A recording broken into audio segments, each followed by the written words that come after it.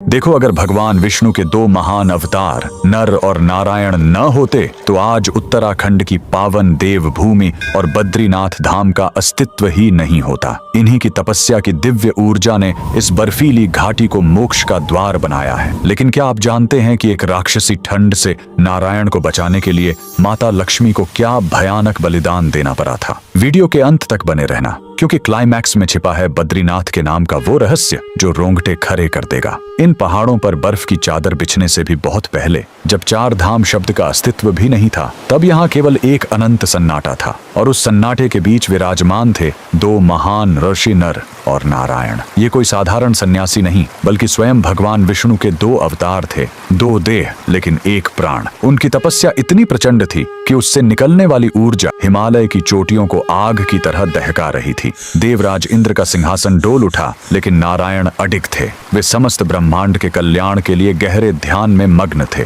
पर उस समय हिमालय की स्थिति किसी खूंखार राक्षस जैसी खौफनाक थी। हड्डियां गला देने वाली वो राक्षसी ठंड, जिस्म को चीरती हुई बर्फीली हवाएं और अंतहीन बर्फबारी। धीरे धीरे नारायण का शरीर बर्फ की परतों के नीचे दबने लगा था। वैकुंठ में बैठी माता लक्ष्मी से अपने स्वामी की यह दशा देखी नहीं गई। वे उस जमे हुए मरुस्थल में अपने आराध्य को खोजने निकल पड़ी। जब उन्होंने नारायण को उस कातिल ठंड के बीच गहन समाधि में देखा, तो उन्होंने एक ऐसा निर्णय लिया जिसने इस पूरी घाटी का इतिहास बदल दिया। माता लक्ष्मी ने स्वयं को एक बद्री यानी बेर के विशाल वृक्ष में बदल लिया। हजारों वर्षों तक वे एक छतरी बनकर नारायण के ऊपर अडिग खड़ी रहीं। वे उन पर गिरने वाली हर बर्फ को, हर तूफान को खुद पर झेलती रहीं। माता के उस निस्वार्थ बलिदान ने नारायण को उस विनाशकारी ठंड से बचाए रखा। जब युगों बाद नारायण की समाधि टूटी, तो उन्होंने देखा कि माता लक्ष्मी खुद बर्फ से पूरी तरह ढकी हुई हैं, क्योंकि माता बद्री वृक्ष बनकर उनकी रक्षक बनी थी। इसलिए नारायण बद्रीनाथ कहलाए, अर्थात